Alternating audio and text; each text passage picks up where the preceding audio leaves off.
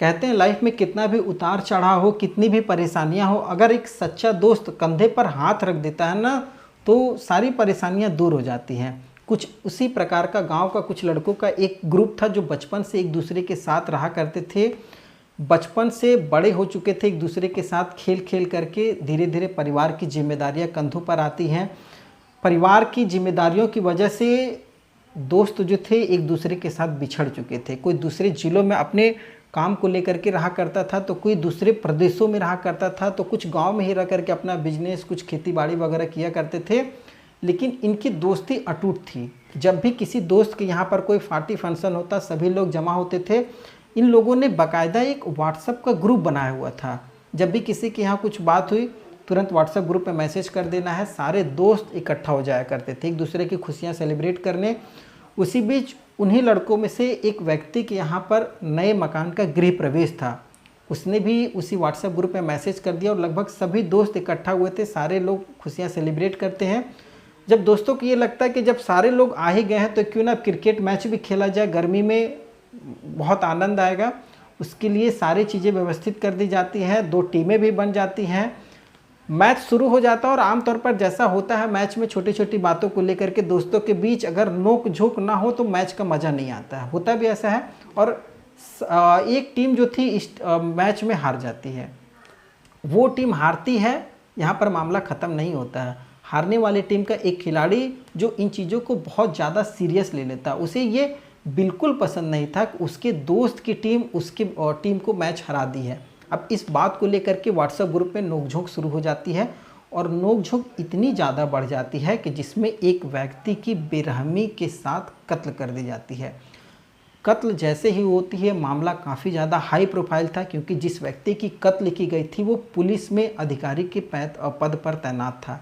अब जैसे ही ये बात लोगों के सामने निकल करके आती है, दोस्तों को पता चलती है कि एक दोस्त ने दूसरे ही दोस्त को मार दिया है। अब उस पूरे व्हाट्सएप ग्रुप को बंद करके सारे दोस्त अलग अलग हो जाते हैं और जब मामला ये पुलिस के सामने जाता है, पुलिस उस असली मुजरिम की तफ्तीश में जुट जाती है जिसने इस पूरे वारदात को अंजाम दिया था। पुलिस जब उसे गिरफ्तार करती है और गिरफ्तार करने के बाद जो चीज़ें सामने निकल करके आती है, किस वजह से उसने इस पूरी घटना को अंजाम दिया है, इस अंजाम देने के पीछे किन किन लोगों का हाथ है, ये सुन करके हर कोई हैरान था। और आज आपको इस कहानी के माध्यम से पता चलेगा इस पूरी सच्ची घटना के बारे में। नमस्कार, मैं सत्या सिंह और आप देख रहे हैं द बुड़बक मंच। दरअसल आज की जो पूरी सच्ची घटना है, ये घटना उत्तर प्रदेश के बागपत के कोतवाली थाना के सुनहेड़ा गांव की है। सुनहेड़ा गांव के रहने वाले अजय पवार, जो कि सहारनपुर में साइबर सेल में हेड कांस्टेबल के पद पर तैनात थे। तो अजय पवार के परिवार में नया मकान बना था, तो इन्होंने व्हाट्सएप ग्रुप में सारे लोगों को मैसेज कर दिया था कि हमारे यहाँ पर नया मकान बना है और आप सभी निमंत्रित हैं मेरे नए मकान के उद्घाटन में। लगभग सभी दोस्त जमा होते थे और ऐसा हर साल होता भी था। लगभग सभी दोस्त गर्मी की छुट्टियों में, चाहे वो कहीं पर भी किसी की ड्यूटी हो, वो गर्मी की छुट्टियों में गांव में ज़रूर एक साथ जमा होते थे। तो होता भी ऐसा, लगभग सभी दोस्त गांव में जमा हो जाते हैं। नए मकान का गृह प्रवेश सभी लोग सेलिब्रेट करते हैं साथ में। उसी बीच जो 20-25 लोगों का जो व्हाट्सएप ग्रुप था, उन दोस्तों के बीच ये बातचीत होती है कि क्यों ना जब हम लोग सभी जमा हो गए हैं तो जैसा हर साल होता है क्रिकेट मैच खेल ही लिया जाए।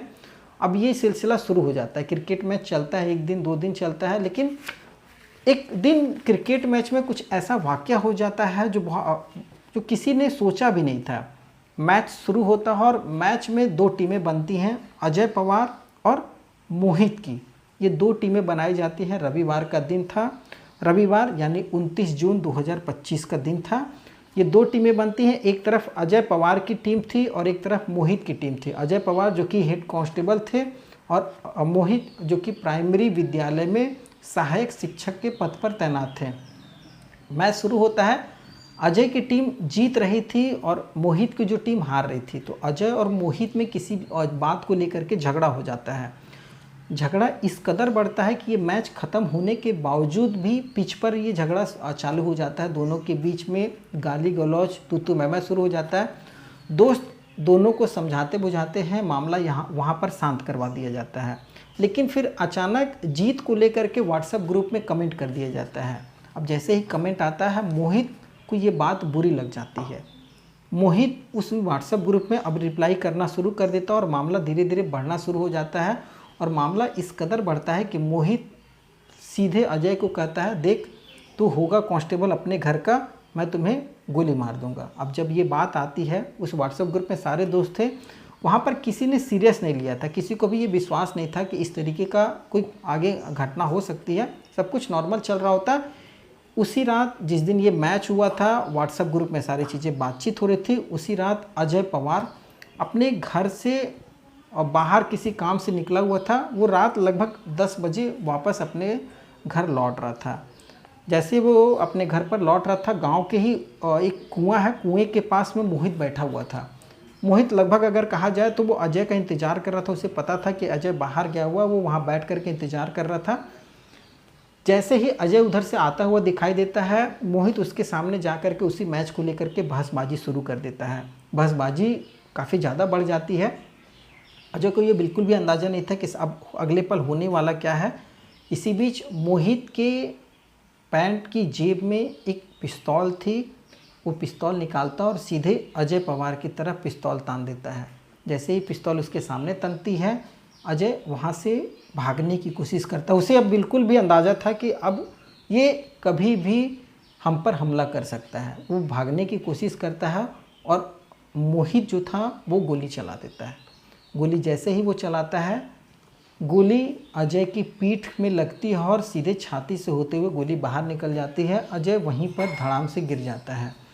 मोहित इस पूरे घटना को अंजाम देने के बाद वहाँ से फरार हो जाता है।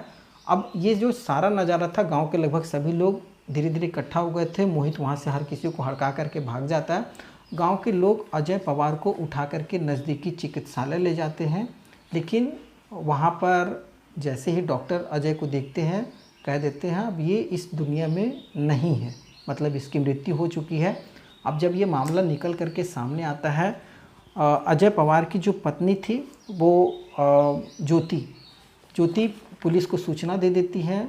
पुलिस भी पहुंच जाती है। मामला हाई प्रोफाइल था क्योंकि एक उस व्यक्ति की हत्या की गई थी जो अपने आप में एक हेड कांस्टेबल था और एक उत्तर प्रदेश पुलिस में था। अपने आप में मामला काफ़ी ज़्यादा हाई प्रोफाइल था। और एक व्यक्ति जो कि एक प्राइमरी विद्यालय का शिक्षक है, उसने इस पूरी घटना को अंजाम दिया था। अब ये बात जैसे ही निकल करके आती है, पुलिस पर भी दबाव था। पुलिस की पूरी टीम एक्टिवेट हो जाती है। पुलिस मोहित के घर पर पहुंचती है तो पता लगता है मोहित के परिवार में जितने भी पुरुष सदस्य हैं, ये सारे लोग फरार हो चुके हैं। पुलिस इन लोगों की दबिश दे रही होती है। इसी बीच पुलिस को सूचना मिल जाती है कि सोमवार को मोहित जो है वो गांव के ही जंगल में पुरुष सदस्यों के साथ मौजूद है। जब पुलिस उसे पकड़ने जाती है तो पुलिस के ऊपर हमला कर देता है। जैसा पुलिस ने बताया है, वहाँ के जो एसपी हैं सूरज कुमार, उन्होंने बताया है कि वो पुलिस की टीम पर हमला कर देता है और जवाबी कार्रवाई में मोहित के दोनों पैरों में गोली लगती है। और जब मोहित की गोली लगती है तो उसे पुलिस गिरफ्तार करके अपने अंदर अरेस्ट कर लेती है। अब जब ये पूरा मामला निकल करके सामने आता है तो इसमें बहुत सारे ऐसी चीज़ें समझ में आती हैं जो इन लोगों के बीच हत्या की असली वजह थी। हत्या की जो असली वजह थी वो क्रिकेट मैच को लेकर के बताई जा रही है। बताया ये जा रहा है कि ये दोनों इतने पक्के दोस्त थे कि एक दूसरे की खुशियों में बहुत ज़्यादा शरीक हुआ करते थे। जब भी अगर मोहित छुट्टी पर आया है तो मोहित हमेशा अजय को बुलाता था, या अजय कभी छुट्टी पर आया है तो वो मोहित को बुलाता था। दोनों एक दूसरे की खुशियाँ में सेलिब्रेट होते थे। और बताया ये भी जा रहा है कि अजय जिसकी मृत्यु हुई है उसके एक भाई हैं, बड़े भाई, जो कि सीआरपीएफ में दिल्ली में तैनात है। और अजय की लगभग 4 साल पहले शादी हुई थी। उसके 2 बच्चे हैं, आरव और सार्थक। ये दोनों मासूम छोटे बच्चे हैं। लगभग 4 साल पहले शादी हुई है तो लगभग 2 साल और 1 साल का 2 लड़के हैं। और उसी बीच जो आरोपी है मोहित, उसकी 6 साल पहले शादी हुई थी और उसकी पत्नी भी एलएम शामली में प्राथमिक विद्यालय में टीचर है।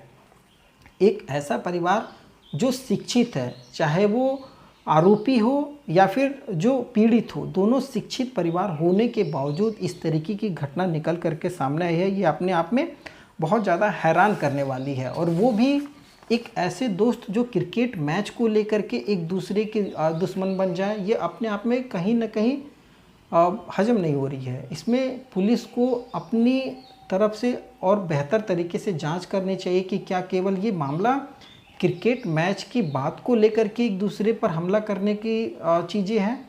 एक व्यक्ति जो शिक्षक है और वो केवल क्रिकेट मैच की बातों को लेकर के दूसरे व्यक्ति पर हमला कर सकता है और उसके परिवार के सदस्य को मार सकता है, और जिसमें उसका भी परिवार इन सब चीज़ों से पीड़ित होने वाला है, उसके भी परिवार को काफ़ी दिक्कतें होने वाले हैं। ये बहुत सारी चीज़ें हैं जो पुलिस अब इस अपनी कार्रवाई में आगे की तफ्तीश कर रही है।